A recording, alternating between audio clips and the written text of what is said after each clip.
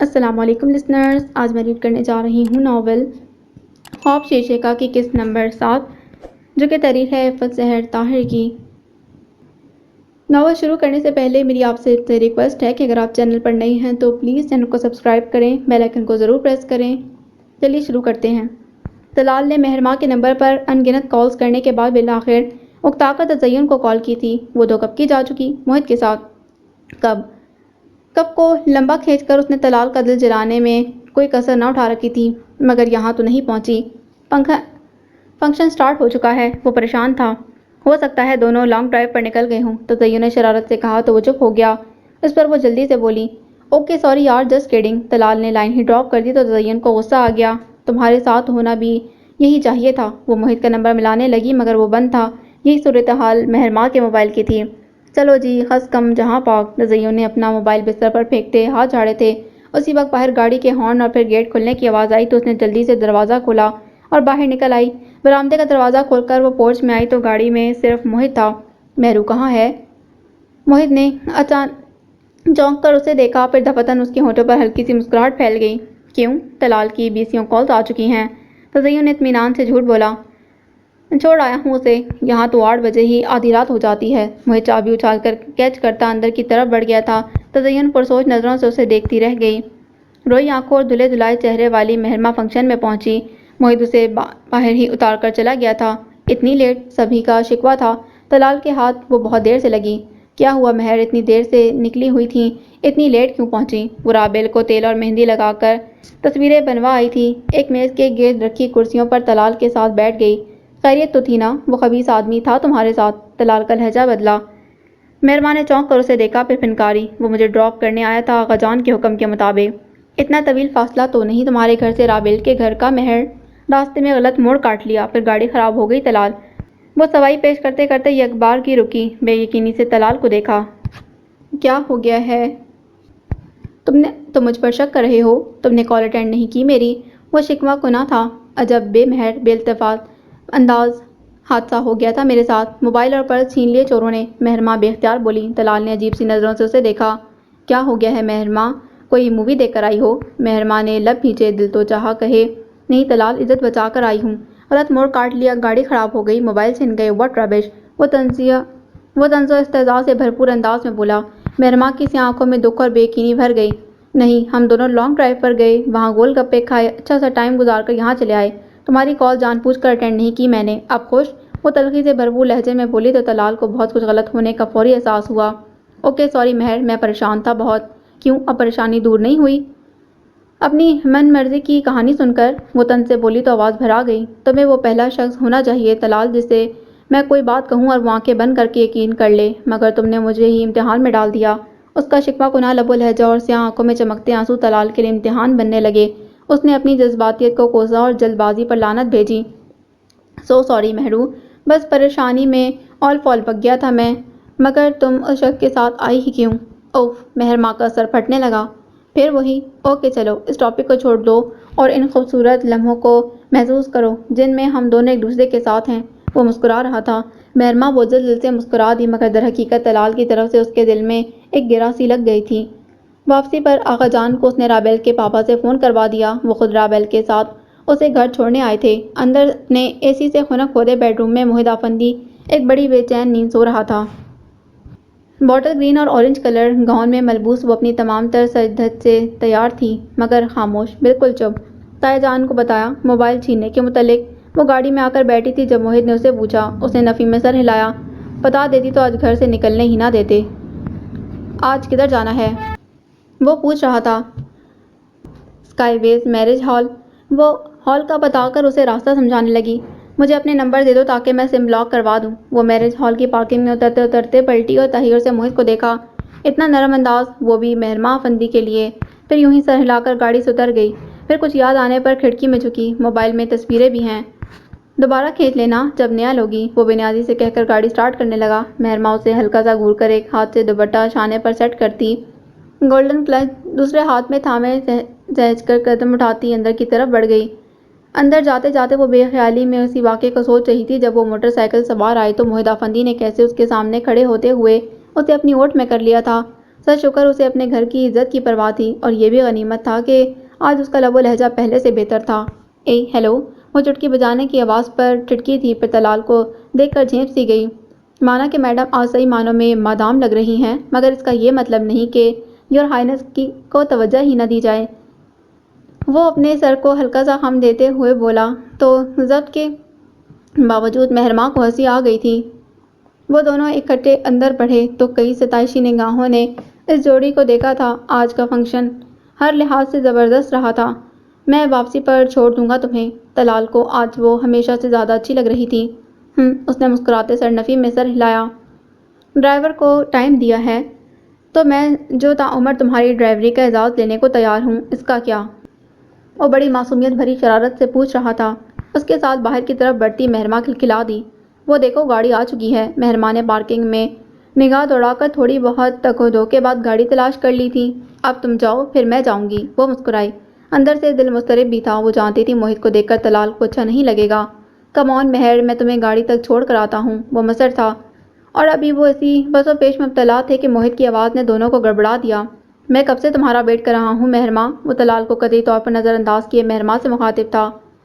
میں آ رہی تھی بس۔ اس نے معذرتی نگاہ لب پیچھے کھڑے طلال پر ڈالتے جلدی سے کہا۔ اوکے طلال، کل انشاءاللہ۔ مہر پھیلا کر مسکراہٹ کا تاثر دیتی موہت کے ساتھ قدم آگے بڑھا گئی تھی۔ اتنی لیٹ؟ میں تمہارے دیے ہوئے وقت پر سے پون گھنٹہ پہلے ویٹ کر رہا ہوں۔ موہت کی آواز طلال کی سماعت سے ٹکرا رہی تھی۔ اپنی گاڑی کی طرف بڑھتا وہ لب بھیج گیا۔ وہ ونڈو اسکرین کے پار دیکھ رہی تھی جب موہت نے اس کی گود میں کوئی چیز رکھی۔ یہ کیا ہے؟ اس نے ڈبہ اٹھایا۔ ایپل کا آئی فون 6، لمبا، خوبصورت۔ وہ استفہامیہ نظروں سے اسے دیکھنے لگی۔ اپنے لیے نیا لیا تو تمہارے لیے بھی لے لیا، وہ بے نیازی سے سامنے دیکھتا کہہ رہا تھا۔ اب اس نے یکلخت اپنا انداز بدلا تو مہرماں کی سمجھ میں نہ آ رہا تھا کہ وہ واقعی اندر سے بدلا تھا یا یہ بھی کوئی بدلہ تھا۔ وہ کنفیوز سی ہونے لگی۔ اٹس اوکے، میں ابو سے کہہ کر لے لوں گی، یہ تم رکھ لو، ڈبہ ڈیش بورڈ پر رکھتے ہوئے رسان سے بولی۔ یہ بھی اسی بزنس کے پیسوں سے آیا ہے، ڈونٹ وری، اپنے پاس سے نہیں بنا کر دیا میں نے۔ وہ مصروف انداز میں ڈرائیو کرتے بولا۔ میں پھر بھی نہیں لے سکتی۔ Thank for your gift. مہرماں کا قطعاً کوئی ارادہ نہیں تھا اس راہ و رسم کو بڑھاوا دینے کا۔ دشمن اول تھا وہ دوست اول کیسے بن سکتا تھا؟ تو پھر اپنی طرف سے ونڈو کھولو اور اسے باہر پھینک دو۔ اب کی بار اس نے بڑی سرد مہری سے مشورہ دیا۔ مہرماں خاموش ہو گئی، قدرے توقف کے بعد خود ہی سنجیدگی سے بولی۔ میرا تم سے یہ تو جائیداد کا جھگڑا ہے، اور میرا تم سے نہ تو جائیداد کا جھگڑا ہے نہ ہی کوئی خاندانی دشمنی ہے، اس لیے میرے خیال میں اس بے اعتباری کی فضا کو ختم ہونا چاہیے، اور اس بے تکی دشمنی کو بھی۔ وہ دل ہی دل میں جوڑ توڑ کر رہی تھی۔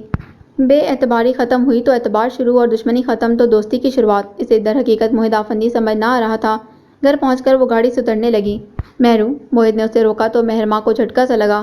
مہرماں سے مہرو، یہ لے جاؤ، واپس تو میں لوں گا نہیں، چاہو تو کوڑے دان میں پھینک دو۔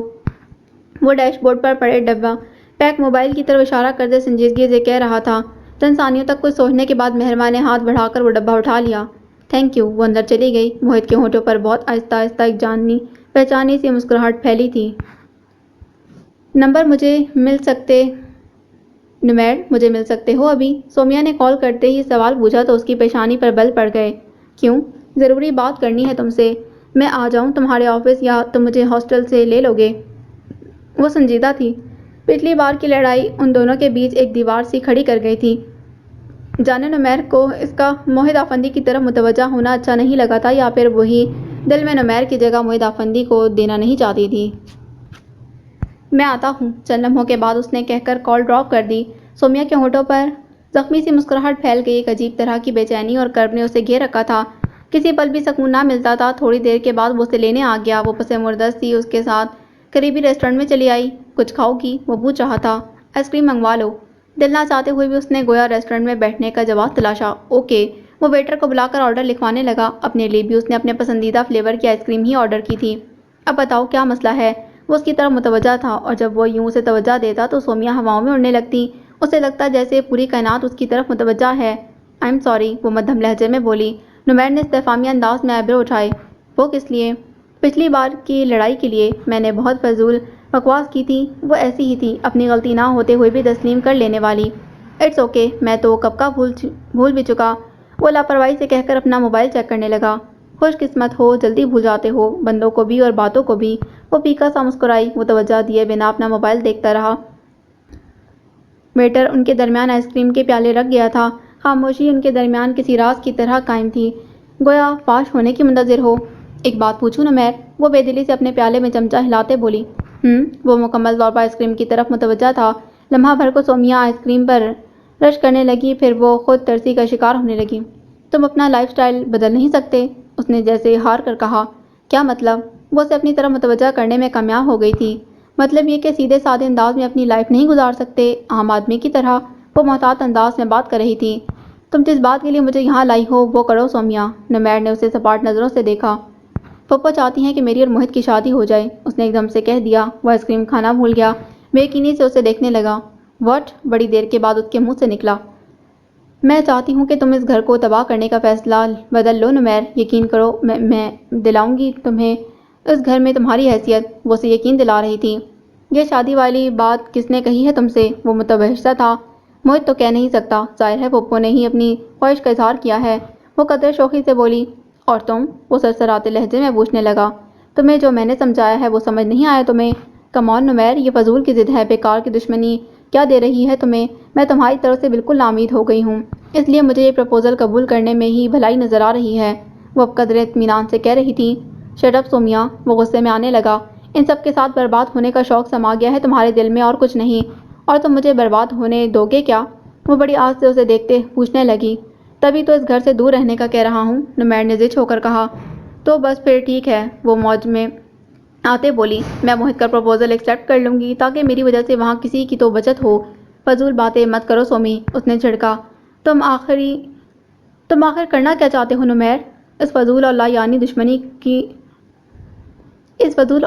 دشمنی کو کوئی تو رخ دو، وہ تھک کر بولی۔ دے دیا ہے رخ مائی ڈیئر، اس نے آنکھوں میں عجیب سی چمک اتاری۔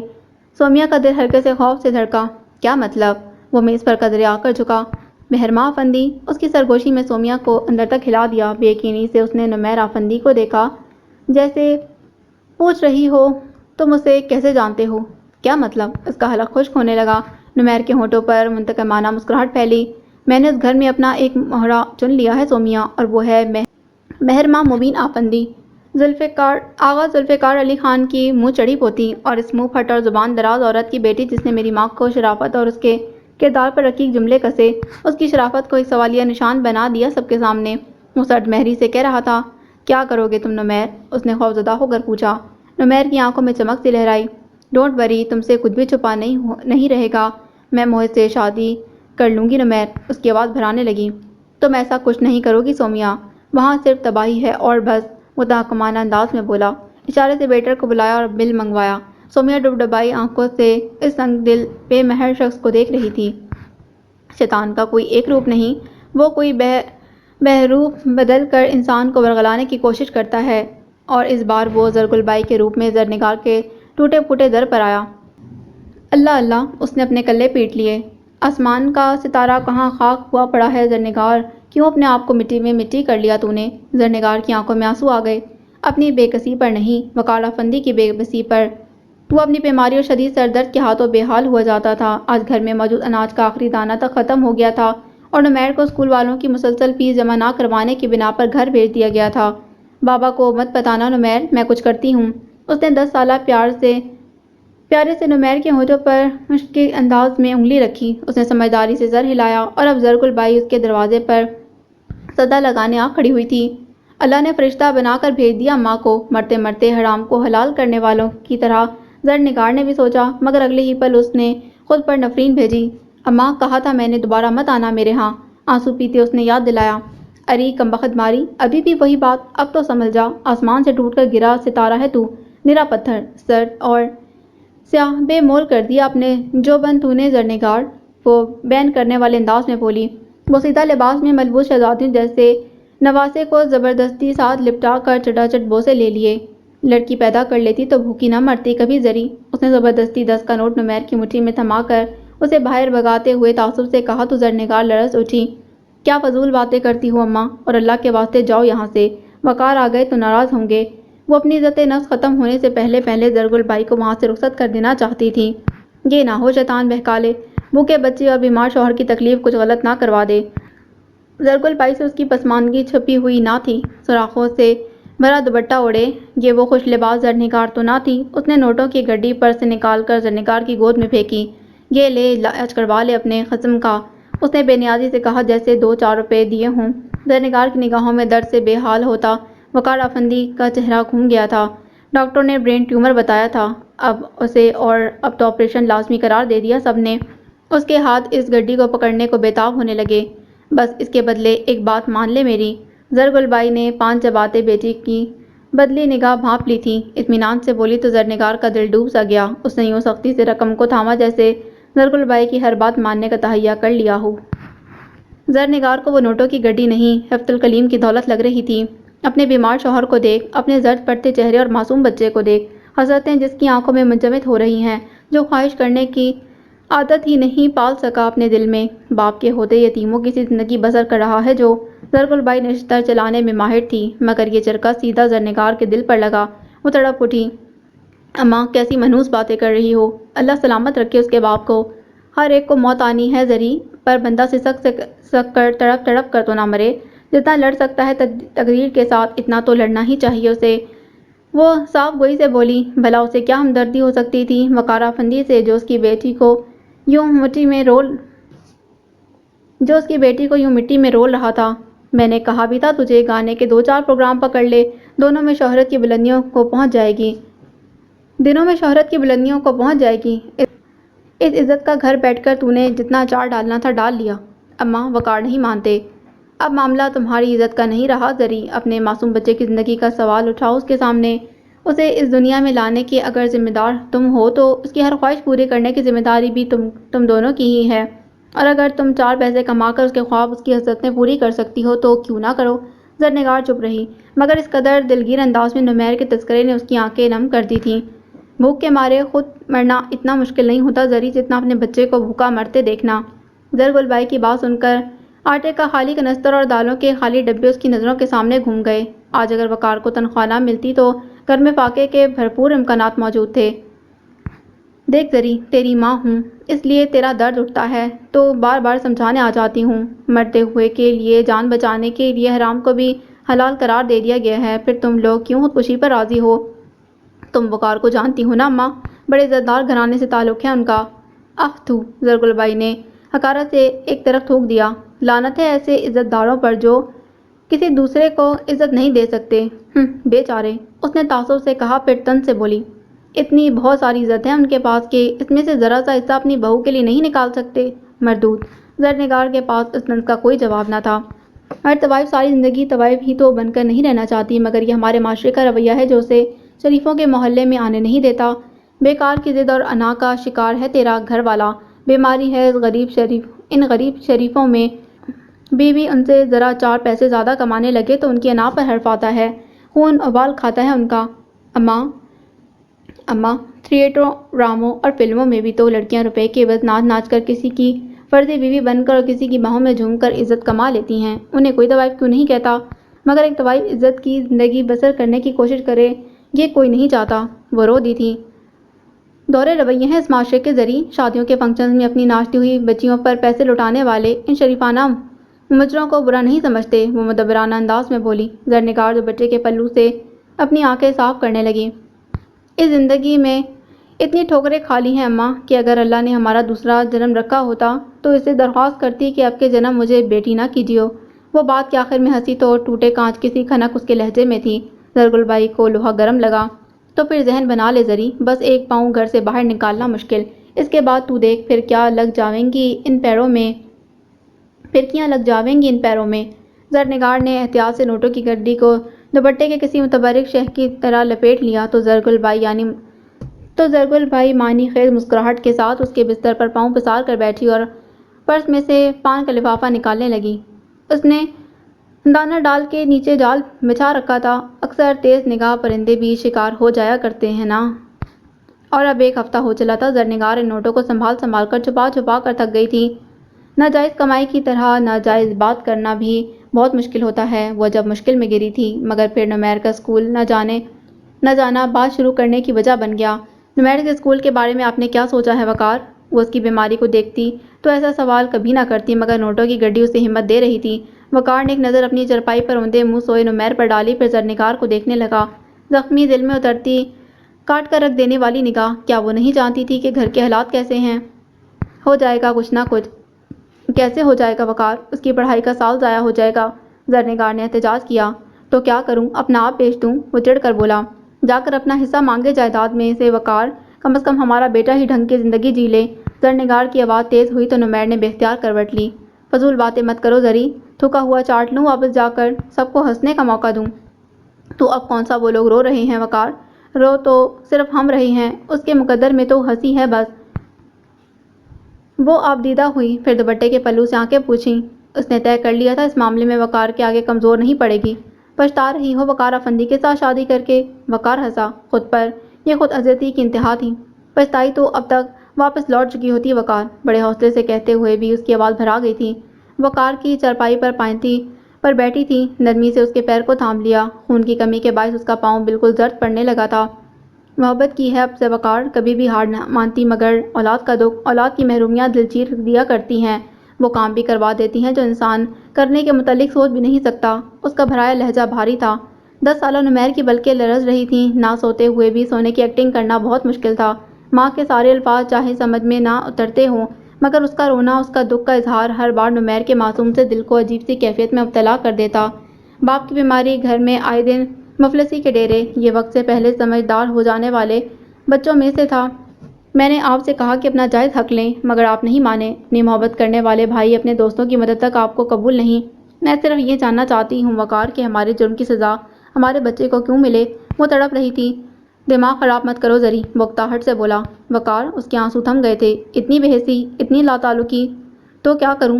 مرتے جیتے جاتا تو ہوں کام پر، اس لاشے کو گھسیٹ کر جتنا کام کر سکتا ہوں کر رہا ہوں۔ وہ پھٹ پڑا۔ تم نے اپنی زندگی کو خود اپنے لیے سزا بنا لیا ہے وقار، ورنہ زندگی سے کہیں بہتر بھی ہو سکتی تھی۔ وہ بہت عرصے بعد آپ سے تم پر آئی تھی۔ وقار نے بے یقینی سے اسے دیکھا، پھر اپنا پاؤں پیچھے کھینچ لیا اور اٹھ بیٹھا۔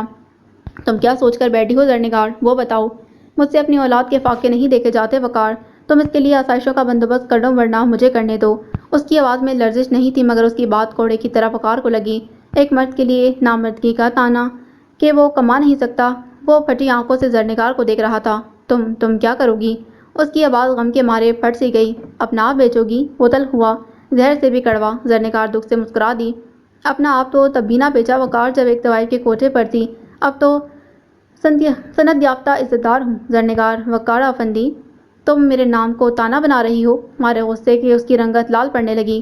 میں تمہارا علاج کروانا چاہتی ہوں وقار، میں اتنی جلدی تم سے نہیں بچھڑنا چاہتی۔ وہ گھگیانے لگی۔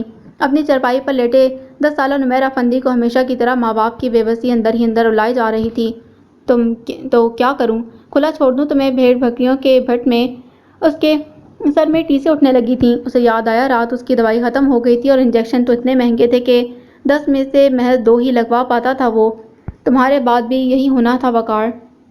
وہ آنسو پیتے بولی تو وقار افندی ساکت سا اسے دیکھتا رہ گیا۔ کون سی جائیداد چھوڑ کر جاؤ گے میرے لیے جس کے بل پر اپنا بچہ گھر بیٹھے ہی پالتی رہوں؟ میں تو وہ عورت ہوں جو شاید اپنے مرد کی عدت بھی گھر بیٹھ کر پوری نہ کر پاؤں۔ بڑے حوصلے سے دل پر پاؤں رکھ کر اس نے وقار افندی کے دل کو روندا تھا، مگر یہ اس کی بے جا انا کو توڑنے کے لیے بے حد ضروری تھا۔ اپنی زندگی میں ہی مجھے کسی قابل کر دو وقار، میں تمہارا درد سے تڑپتا وجود اور اپنے بچے کی آنکھوں میں پنپتی حسرتیں نہیں دیکھ سکتی اب۔ وہ اس کے سامنے ہاتھ جوڑ کر پھوٹ پھوٹ کر رو دی۔ وقار کی رنگت معمول سے زیادہ زرد پڑ گئی۔ اس کے لب سختی سے آپس میں بھنچے تھے، جیسے کبھی نہ بولنے کی قسم کھا لی ہو۔ نمیر بے آواز سے سکنے لگا تھا۔ ہاں، کول موبائل آپی۔ سب سے پہلے ملاحہ نے اس کا آئی فون دیکھا تو اس کا دل دھک سے رہ گیا۔ ہاں، جلدی سے اسے ٹالنے والے انداز میں کہہ کر اس نے موبائل لینا چاہا، مگر اس نے ہاتھ پیچھے کر لیا۔ اوفو، چیک تو کرنے دیں ذرا، برتھ ڈے گفٹ ہے، یقیناً طلال بھائی نے ایڈوانس میں ہی دے دیا ہوگا۔ وہ موبائل چیک کرتی مسکراتے ہوئے خود ہی اندازے لگا رہی تھی۔ مہرماں گہرا سانس بھرتی بستر پر گر سی گئی۔ بس کرو ملاحہ، کیا بچوں جیسا بیہیو کر رہی ہو؟ وہ اسے موبائل میں گھسے دیکھ کر چوکے بنا نہ رہ پائی تھی۔ ملاحہ نے منہ بناتے اسے موبائل لوٹا دیا۔ آپی، کیا سارے منگیتر ایسے مہنگے مہنگے گفٹ دیتے ہیں؟ کچھ سوچ کر ملاحہ کی آنکھیں چمکیں۔ مہرماں نے اسے گھورا۔ کیا مطلب؟ مطلب یہ کہ پھر بندہ ایک آدھ منگنی تو کروا ہی لے۔ ملاحہ نے دانت نکالے تو مہرماں نے اسے ایک دھپ لگائی۔ چلو بھاگو یہاں سے، در حقیقت اس کا دل برا ہو رہا تھا بار بار یہ الفاظ سننا۔ منگیتر کا گفٹ کسی گناہ سے کم تھا کیا؟ اور موہد افندی کا یہ بدلا ہوا انداز دشمن بدل کیسے گیا؟ اس کا ذہن سمجھنے سے قاصر تھا۔ ملاحہ کے جانے کے بعد وہ شاور لینے گھس گئی۔ وہ تزین تھی جو کسی کام سے کمرے میں آئی تو نکلتے نکلتے ٹھٹک گئی۔ بیڈ پر لاپرواہی سے اندھے پڑے آئی فون نے اس کی توجہ اپنی جانب مبذول کروا لی تھی۔ پھر وہ بجلی کسی تیزی سے آگے بڑھی، موبائل اٹھا کر دیکھا۔ ماڈل، کلر، حتیٰ کہ وال پیپر تک وہی تھا۔ 2 دن پیچھے جائیں تو تزین نے لب بھینچے۔ وہ موہد کو چائے کے لیے بلانے گئی تھی تب وہ بہت خوبصورت موبائل چیک کر رہا تھا۔ ہاں، ایپل کا iPhone 6۔ وہ چونکا، پھر مسکرا دیا۔ چوائس اچھی ہے تمہاری۔ تو یہ لیڈیز موبائل ہے؟ مرد اتنا بڑا موبائل ہاتھ میں یا جیب میں لیے گھومتے اچھے نہیں لگتے۔ تزین نے اس کے پاس بیٹھتے ہوئے موبائل اس سے لیا اور معنی خیزی سے مسکرائی۔ اوہو، تو اپنی فرسٹ لیڈی کو دینے والے ہو؟ وہ مسکراتا رہا۔ لائیو وال پیپر پر چلتی پھرتی مچھلیاں انگلی کے ایک ٹچ سے گھبرا کر یوں بکھرتی جیسے زندہ سلامت ہوں۔ Very nice, thanks. وہ ابھی مسکرا رہا تھا، طمانینت سے بھرپور مسکراہٹ۔ تزین نے گہری سانس بھری اور موبائل کو بستر پر اچھال دیا۔ تو یہ ہے تمہاری فرسٹ لیڈی؟ کچھ تو دیکھ کر گرتے موہد افندی، وہ تو پہلے ہی کسی کی فرسٹ لیڈی بنی بیٹھی ہے۔ جلتی کلستی وہ کمرے سے نکل گئی تھی۔ وہ موبائل ہاتھ میں لیے موہد کے کمرے میں جانے والی تھی جب دروازہ کھلا اور پرفیوم کی تیز اور دلکش مہک کے ساتھ وہ کمرے سے باہر نکل آیا۔ مہرما سٹپٹائی، اوپر سے اس کا مسکراتا انداز۔ آہا، میں تمہاری طرف ہی آ رہا تھا۔ لو جی، ہم کون سا بچپن کے بیسٹ فرینڈ رہ چکے ہیں۔ مہرما کنکاری۔ ایکچولی میں یہ موبائل کے سلسلے میں آئی تھی۔ اسے استعمال کرنا کون سا مشکل ہے، میں سکھا دوں گا۔ ابھی تو ایک فیور دو، مجھے اچھی سی برانڈڈ کپڑوں کی شاپ بتاؤ، شاپنگ کرنی ہے مجھے۔ وہ تو بتا دوں گی مگر یہ گفٹ میں نہیں لے سکتی موہد، مہرما نے کہہ دیا مگر گویا مشکل آسان ہوئی اور موہد نے اسے ایسے دیکھا جیسے سمجھ نہ پایا ہو۔ کم آن، کیا مذاق ہے مہرما؟ اچھا، ابھی حساب کلیئر کر لیتے ہیں۔ تم نے جو میرے کپڑے برباد کیے ان کی شاپنگ کروا دو مجھے۔ وہ بڑی پیاری مسکراہٹ کا مالک تھا۔ مہرما سٹپٹائی۔ اس وقت جتنی رقم میرے پاس ہے اس برانڈ کی تو ایک ہی پینٹ آئے گی اس میں۔ وہ موہد کی پینٹ پر نظر ڈالتے گھبرا کر بولی تو اس کی مسکراہٹ ہلکے سے کہکے میں بدلی۔ پھر وہ اس کا ہاتھ تھام کر زبردستی باہر کی طرف بڑھا۔ چلو کوئی بات نہیں، میں ادھار کر لوں گا تم سے۔ اب موبائل کو بھی کسی کھاتے میں ایڈجسٹ کرنا ہے نا۔ اللہ اللہ، وہ سڑیل بدتمیز اکھڑ سا موہد افندی کہاں گیا؟ مہرما کو حیرت کا دورہ پڑنے لگا۔ یعنی پھٹا پوسٹر اور نکلا ہیرو، کمال ہی تھا یہ تو۔ وہ اسے سیدھا آغا جان کے پاس لے گیا تھا۔ میں نے مہرو سے کہا ہے کہ مجھے اچھی سی برانڈڈ شاپنگ کروا دے۔ آغا جان نے چشمے کے اوپر سے انہیں گھور کر دیکھا۔ مسکراتا ہوا ان کا جانے جگر اور گھبرائی ہوئی مہرما، ان کے ہونٹوں پر ہلکی سی مسکراہٹ بکھر گئی۔ بے وقوف، یہ لڑکیوں کا کام تھوڑی ہے۔ 2 دن صبر کر لیتے، گاؤں سے کبھی لوٹنے والا ہے۔ وہ جاتا تمہارے ساتھ۔ موہد کو پیار سے ڈانٹا۔ مل لیں گے جی، آپ کے کبیر صاحب سے بھی بڑے چرچے سنے ہیں ان کے۔ فی الوقت تو اس شاپنگ کی سخت ضرورت ہے۔ آقا جان، اس بھوت نے سارے کپڑے برباد کیے تھے میرے۔ کیوں مہرو؟ موہد نے اطمینان سے کہتے آخر میں مہرما سے بھی گواہی لی تو وہ گڑبڑا گئی، مگر بات اپنی ذات پر آ رہی تھی، ساتھ دینا ہی پڑا۔ جی آقا جان، بہت ضروری شاپنگ ہے۔ چلو ٹھیک ہے پھر جاؤ، اور موہد گاڑی دھیان سے چلانا بچے۔ ان کے انداز میں پیار ہی پیار تھا۔ اوہ، وہ گرنے کے سے انداز میں گاڑی کی اگلی سیٹ پر بیٹھی۔ موبائل اس نے ڈیش بورڈ پر رکھ دیا۔ کیا شے ہو تم موہد؟ گاڑی سٹارٹ کرتا وہ ہنسا۔ اسے میں تعریف سمجھوں نا؟ سن گلاسز آنکھوں پر فٹ کیے۔ صحیح بات بتاؤ تو مجھے تمہارا یہ انداز ہضم نہیں ہو رہا۔ تھوڑی دیر خاموشی سے سفر کے بعد مہرما نے صاف بات کرنے کی ٹھان لی تھی۔ موہد نے چہرہ موڑ کر گہری نگاہ اس پر ڈالی۔ تم اس بے وجہ دشمنی میں خوش تھیں؟ مائنڈ مت کرنا، وہ دشمنی تم نے شروع کی تھی۔ تم آتے ہوئے منہ پھلا لیا کرتے تھے، مہرما نے معذرت خانہ انداز میں کہا تو وہ بے ساختہ ہلکا سا کہکا لگا بیٹھا، مگر مہرما سنجیدہ بیٹھی ناک کی سیٹ میں دیکھتی رہی، یعنی اب اسے باقاعدہ جواب چاہیے تھا۔ میرے ہر موڈ کا ایک فیز ہوتا ہے، اس غصے کا بھی ایک پیریڈ تھا، اب گزر گیا۔ مہرما نے سمجھنے والے انداز میں سر ہلایا۔ شاپنگ کے بعد وہ اسے لنچ کے لیے لے گیا تھا۔ موہد پلیز، آقا جان ناراض ہوں گے۔ مہرما کا احتجاج ریسٹورنٹ میں داخل ہونے تک جاری رہا تھا اور سامنے گاڑی میں گزرتے طلال کو شک سا ہوا مہرما کے وجود کا، تو وہ بلا ارادہ ہی گاڑی پارکنگ میں لے آیا تھا۔ آقا جان بنا بتائے آنے پر ناراض ہوتے، ابھی تمہارے سامنے ان کی اجازت سے لایا ہوں تمہیں۔ وہ اسے بہلاتے ہوئے ویٹر کو اشارہ کرنے لگا۔ مجھے بھوک نہیں موہد، وہ بے چارگی سے کہتی اب کرسی کی پشت سے ٹیک لگانے لگی۔ محض اسے ویٹر کو آرڈر لکھواتے دیکھ رہی تھی۔ طلال اسے موہد کے ساتھ دیکھ کر بے حد بے یقینی کی کیفیت میں گھرا اور پھر اشتعال میں آیا۔ غصے میں انسان کی عقل سب سے پہلے جواب دیتی ہے۔ طلال نے بھی موقع پر مہرما سے بات پرس ضروری سمجھی۔ بڑی مشکل سے وہ موڈ ٹھیک کرتا ان کی ٹیبل تک پہنچا۔ ویسے اچھی بیویوں والی سب سے بڑی کوالٹی تمہارے اندر یہ ہے کہ شاپنگ کے دوران تم بارگیننگ بہت اچھی کر لیتی ہو، موہت مسکراتے کہہ رہا تھا۔ اس پر مہرما کی ہلکی سی ہنسی، طلال کی رگوں میں انگارے دوڑے تھے۔ ایکسکیوز می، بہت سرتا انداز موہت اور مہرما کے تاثرات یک لخت مختلف تھے۔ مہرو کی رنگت اڑی، اس کے برعکس موہت نے کرسی سے ٹیک لگا کر اطمینان سے ٹانگیں پھیلائیں، گویا اٹھ کر گھر کے داماد سے ملنے کا قطعاً کوئی ارادہ نہ تھا۔ ایکسکیوزڈ، بے نیازی سے کہا تو اندر ہی اندر اپنی تلملاہٹ پر قابو پاتا تلملار بمشکل اس کے منہ پر گھونسا مارنے کی شدید خواہش ضبط کر گیا۔ او ہو، ہیلو، تم کہاں؟ مہرما کی ساری توجہ طلال کے ماتھے کی تیوریوں پر تھی۔ یہی سوال تو میں تم سے پوچھنے والا تھا مہر، تم یہاں کیا کر رہی ہو؟ اس نے بات کے دوران ایک قہر آلود نگاہ موہت پر ڈالی تو اس کا نہ پوچھا جانے والا سوال بھی مہرما کی سمجھ میں آ گیا۔ میں شاپنگ کے لیے آئی تھی۔ مہرما گڑبڑائی۔ وہ در حقیقت اس صورتحال سے پریشان تھی۔ موہت اور طلال کے جیسے کشیدہ تعلقات تھے، ان کو مد نظر رکھتے اصولاً تو مہرما کو چاہیے تھا وہ موہت کو لفٹ بھی نہ کرواتی، لیکن اگر گھریلو رشتہ داری دیکھتی تو اسے کچھ لچک دکھانا پڑتی۔ مگر اب طلال کو یہ باریکی کون سمجھاتا؟ اچھا، ریسٹورنٹ میں شاپنگ سینٹر کب سے کھلنے شروع ہو گئے ہیں؟ مجھے تو پتہ نہیں چلا، وہ زہرخون لہجے میں بولا تو مہرما کا حلق خشک ہو گیا۔ ایکسکیوز می، وہ کرسی گھسکا کر اٹھی۔ میری بات سنو طلال، اسے ایک طرف چلنے کا اشارہ کیا مگر وہ پھولتے پچکتے اپنے لیے وہیں کھڑا رہا۔ جو بات کرنی ہے یہیں کرو، مسٹر اصول پسند کے سامنے۔ وہ لڑکی کو خود تولے کر گھوم سکتے ہیں مگر اس کے منگیتر کے ساتھ اس کا کہیں جانا انہیں گناہ کے مترادف لگتا ہے۔ بےحد تلخی سے اس نے موہت پر طنز کیا، اور خدا گواہ ہے کہ موہت کے ماتھے پر ایک بھی شکن آئی ہو۔ وہ بڑے اطمینان کے ساتھ ویسے ہی ٹیک لگائے بیٹھا گویا من پسند ٹی وی شو دیکھ رہا تھا۔ مہرما کا دل ڈرا کہ ان الفاظ پر موہت کا جانے کیا ری ایکشن ہو۔ فوراً ہی طلال کو ٹوک دیا۔ طلال پلیز، وہ بات ختم ہو گئی ہے، تمہارے لیے نہ، میرے لیے نہیں ہوئی، اور تم اس آدمی کے ساتھ کیا کر رہی ہو؟ گھر جاؤ فوراً۔ اس کا تو جیسے دماغ ہی الٹ گیا۔ موہت کا یوں اگنور کرنا بھی ہتک کا باعث بن رہا تھا، یوں جیسے وہ طلال کو کچھ سمجھتا ہی نہ ہو۔ طلال، مہرما نے ناراضگی سے اسے دیکھا۔ کتنی شرمندگی ہو رہی تھی مجھے موہت کے سامنے۔ بھلا برے اخلاق کا جواب بھی برا اخلاق ہی ہونا چاہیے، اور کچھ نہ سہی طلال مہرما کی آنکھوں کی زبان تو اچھی طرح سمجھتا تھا۔ دوسرے ہی پل ٹھنڈا پڑ گیا۔ اوکے فائن، جو جی میں آتا ہے کرو، ٹو ہیل ود۔ وہ جس طرح پھوں پھاں کرتا آیا تھا اسی طرح دندناتا چلا گیا۔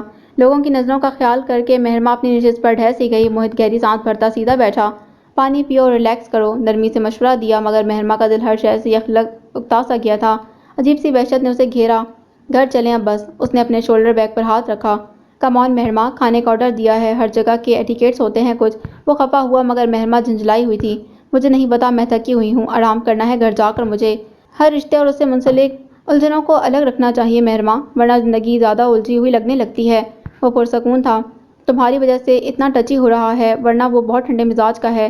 مہرما نے اسے جتانا چاہا۔ اسے خود پر غصہ آ رہا تھا۔ کیوں منہ اٹھا کر چلی آئی موہت کے ساتھ؟ ٹھنڈے مزاج کے بندے کا اس قدر آگ بگولا ہونے کا منظر میں نے لائف میں پہلی بار دیکھا ہے ویسے۔ وہ ویٹر کو آرڈر لاتے دیکھ کر تبصرہ کر رہا تھا۔ مہرما ضبط کر کے رہ گئی، مگر یہ تو طے تھا کہ آئندہ کم از کم موہت آفندی کے ساتھ کہیں جانے کا رسک نہیں لے گی۔ موبائل پر طلال کا نام جگمگاتا دیکھ کر تزین نے جھپٹ کر موبائل اٹھایا۔ کب سے موبائل بج رہا تھا۔ تزین کا دل آج اس قدر خراب ہو رہا تھا کہ کسی سے بھی بات کرنے کا موڈ نہیں ہو رہا تھا۔ دنیا کی ساری خوشیاں اللہ نے اس مہرما آفندی کے لیے ہی رکھی ہیں۔ اسے اللہ سے بھی شکوہ تھا۔ وہ مہرما اور موہت کو اکٹھے جاتے دیکھ کر جلتی کلستی رہ گئی۔ پہلے موہت کے موبائل گفٹ کرنے کی جلن کیا کم تھی جو اوپر سے یہ سین، مگر کال کرنے والا کوئی ڈھیٹ شخص تھا۔ وہ دانت پیستی موبائل کی طرف آئی مگر طلال کا نام دیکھ کر ساری کوفت اور بیزاری پل بھر میں اڑن چھو ہو گئی۔ کیسے ہو؟ سلام دعا کے بعد تزین کا موڈ بہت اچھا تھا، مگر دوسری طرف طلال کا موڈ خراب تھا۔ مہرو کہاں گئی ہے تزین؟ لمحہ بھر کو وہ ٹھٹکی۔ کیا ہوا ہے طلال، خیریت ہے نا؟ میری خیریت کو بھاڑ میں ڈالو، جو میں پوچھ رہا ہوں وہ بتاؤ، وہ بگڑے انداز میں بولا تو تزین نے فوراً جوڑ توڑ کر لیا۔ وہ موہت کے ساتھ شاپنگ کرنے گئی تھی، کیا تم نے اسے دیکھا ہے کہیں؟ کہاں تو تم لوگ اس غضن کی شکل دیکھنے کو بھی راضی نہیں تھے، اور اب اس قدر سر آنکھوں پر بٹھا رکھا ہے۔ وہ یقیناً حواس میں نہیں تھا، ورنہ کم از کم یہ دیکھ لیتا کہ کہاں سر پھوڑ رہا ہے۔ خیر مائنڈ مت کرنا، مہرو کو تو عادت ہے سب سے فرینک ہونے کی۔ اس گھر میں اور بھی لڑکیاں ہیں، وہ تو موہت کے ساتھ آؤٹنگ کے لیے نہیں نکلتی۔ وہ ناک چڑھا کر بولی۔ اسے کہہ دینا مجھ سے بات بھی مت کرے، اتنا غصہ ہے مجھے اس پر۔ طلال کو تزین کی بات نے اور متنفر کیا۔ نہ بھئی، تم خود کر لینا اس سے، مجھ سے تو وہ ویسے بھی سیدھے منہ بات نہیں کرتی۔ جب سے چچی آئی ہیں وہ انہیں کے آگے پیچھے جا رہی ہے۔ اس نے ڈائریکٹ موہت کا نام نہ لیتے ہوئے بھی کام پورا ہی کیا تھا۔ ذرا دیر بعد تم دونوں پھر سے ایک ہو جاؤ گے اور میں مزید بری بنوں گی اس کی نظر میں۔ ابھی آئی نہیں گھر؟ ذرا توقف کے بعد طلال نے پوچھا۔ تم کال کیوں نہیں کر لیتے اسے؟ تمہارا دیا ہوا موبائل استعمال کر تو رہی ہے وہ۔ تزین نے جیسے لطف لیتے ایک اور سنگین باب کھولا۔ میرا کون سا موبائل؟ بول جا، اب بنو مت۔ مہرو کی برتھ ڈے کا ایڈوانس گفٹ، وہ تو سب کو دکھاتی پھر رہی ہے آئی فون 6۔ تزین مسکرائی، دونوں طرف سے اسی وقت لائن ڈراپ ہو گئی۔ لو جی، تزین نے ہاتھ جھاڑے، اب آگے تمہاری قسمت مہرما افندی۔